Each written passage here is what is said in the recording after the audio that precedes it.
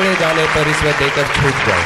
परंतु जब कोई दृढ़ चरित्रवान युवा इस शासन तंत्र से जुड़ता है तो वह समाज को नई दिशा प्रदान करता है।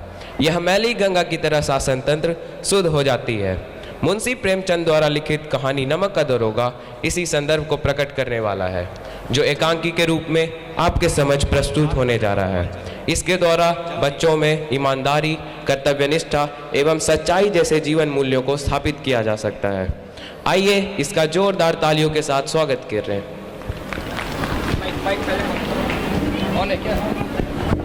यह कहानी उस समय की है जब भारत में अंग्रेजी हुकूमत थी। उनके शासनकाल में नमक का नया विभाग बना था, परंतु ईश्वर द्वारा दी गई वस्तुओं के व्यवहार करने का निषेध हो गया। लोग चोरी छिपे इसका व्यापार करने लगे। अनेक प्रकार के छल प्रपंचों का सूत्रपात हुआ। कोई घूस से काम निकालता था तो कोई चालाकी से। अधिकारियों के पौ बारह थे। पटवारी गिरी का सर्व सम्मानित पद छोड़ छोड़कर लोग नमक विभाग की नौकरी करना चाहते थे। इसके दारोगा पद में सीख लेते थे और सर्वोच्च पदों पर नियुक्त हो जाया करते थे। मुंशी बंशीधर भी जुलेखा की विरह कथा समाप्त करके मजनू और फरहाद के प्रेम वृतांत को नल और नील की लड़ाई और अमेरिका के आविष्कार से अधिक महत्व की बातें समझाते हुए नौकरी की खोज में चले जा रहे हैं। आइए नमक का दारोगा एकांकी पर गौर करें। जोरदार तालियों से स्वागत हो इनका।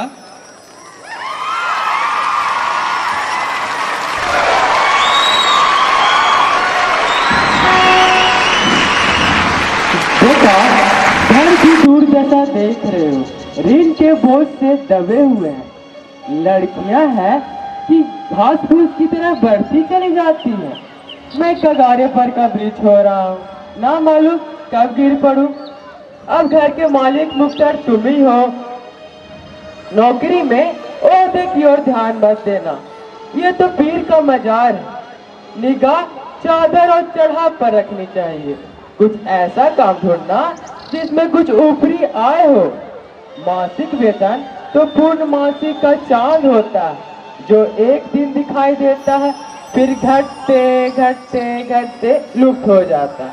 ऊपरी आय बहता हुआ स्रोत, जिससे सदैव प्यास बुझती है। वेतन मनुष्य देता है, इसलिए उसमें वृद्धि नहीं होती। ऊपरी आमदनी ईश्वर देता है, इसलिए उसमें बरकत होती है। तुम स्वयं विद्वान हो, तुम्हें क्या समझाना। इस विषय में विवेक की बड़ी आवश्यकता है। मनुष्य को देखो, उसकी आवश्यकता को देखो, अवसर को देखो, उसके उपरांत जो उचित समझो करो। गरज वाले इंसान के साथ कठोरता करने में लाभ ही लाभ है, लेकिन बेगरज को दो पर पाना तनिक कठिन है। इन बातों को निगाह में बांध लो, ये मेरी जीवन भर की कमाई है। ठीक है पिताजी, अब मैं चलता हूँ। ठीक है, खुश रहो।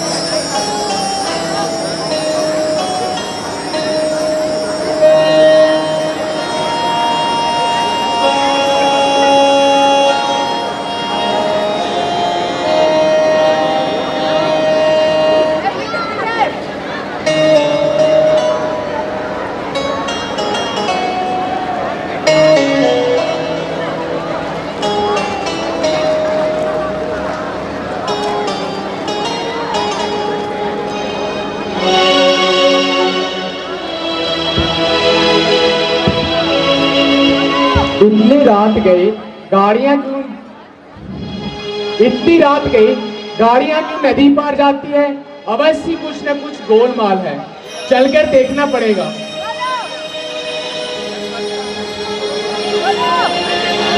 सलाम साहब।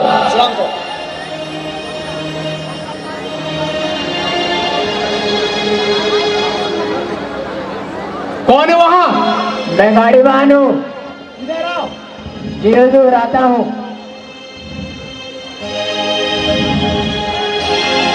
किसकी गाड़ियाँ हैं ये? पंडित आलोपीदीन की। कौन पंडित आलोपी? दातागंज के। गाड़ियाँ कहाँ जाएगी? कानपुर। इन बोरियों में क्या लगा है? तुम सब गूंगे हो गए हो? हमने पूछा इन बोरियों में क्या लगा हुआ है? नमक है साहब। बदलू सिंह, गाड़ियाँ थाने ले चलो। साहब ऐसा न करिए, मैं बर्बाद हो जाऊंगा। मुझे थोड़ी सी मोहलत दे दीजिए, मैं अपने मालिक को बुला कर लाता हूँ। ठीक है, जाओ अपने मालिक को बुला कर लाओ।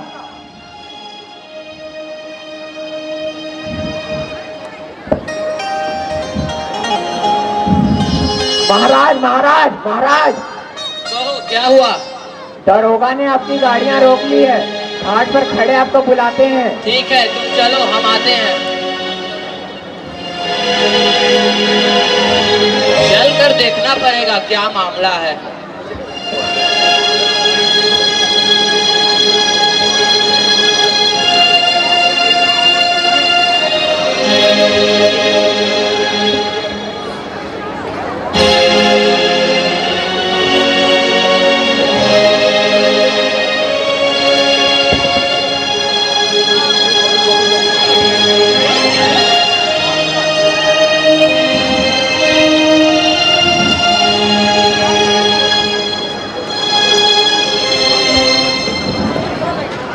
बाबू साहब आशीर्वाद, कहिए हमसे ऐसा क्या अपराध हुआ कि गाड़ियां रोक दी गई? हम ब्राह्मणों पर तो आपकी कृपा दृष्टि रहनी चाहिए। ये सरकारी हुक्म है। हम सरकारी हुक्म को नहीं जानते, ना सरकार को। हमारे सरकार तो आप ही हैं। हमारा और आपका तो घर का मामला है। यह तो हो ही नहीं सकता कि इधर से जाएं और इस घाट के देवता को भेंट न चढ़ावे। मैं तो आपकी सेवा में स्वयं ही आ रहा था। हम उन नमक खराओं में से नहीं जो कौड़ियों पर अपना ईमान बेचते फिरते हैं। आप इस समय हिरासत में हैं। कायदे के अनुसार आपका चालान होगा। जमादार बदलू सिंह, हिरासत में ले लो उन्हें। बाबू साहब ऐसा ना कीजिए, मैं मिट जाऊंगा। सारी इज्जत धूल में मिल जाएगी। हमारा अपमान करने से आपके हाथ क्या आएगा? हम ऐसी बात सुनना नहीं चाहते। लाला जी, बाबू साहब को 1000 का नोट भेंट करो।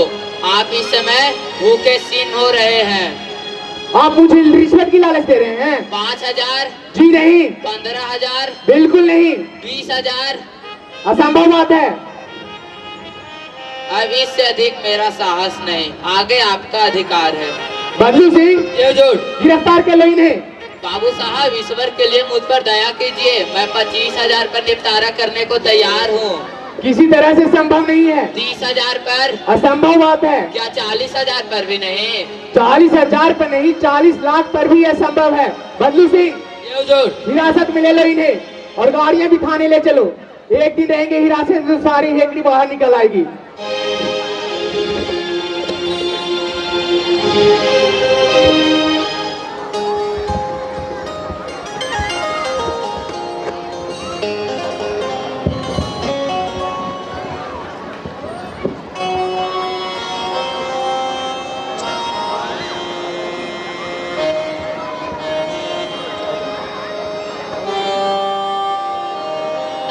जानते हो आज क्या हुआ है? नहीं तो दातागंज वाले पंडित आलोपीदीन को पुलिस ने पकड़ लिया है। ये तो इस इलाके के बड़े ही सज्जन और प्रतिष्ठित आदमी हैं। सुना है उनका लाखों करोड़ों का व्यापार चलता है। बड़े ही धनी व्यक्ति हैं। हाँ हाँ, बड़े बड़े अंग्रेज अधिकारियों उनके यहाँ आकर ठहरते हैं। पंडित जी भी उनके औभगत में कोई कमी नहीं रखते। हाँ भाइयों, पैसों के बल पर वह जल्दी छूट जाएंगे। पुलिस तो उनका बाल विवाह करना करेगी। लगता है दारोगा नया नया भर्ती हुआ, उसे पंडित जी के कद के बारे में नहीं पता है। हाँ भाइयों, वो तो बड़े भले आदमी हैं। देख लेना, कल वे जरूर छूट जाएंगे। हाँ हाँ, कल ही उनकी पेशी होने वाली है।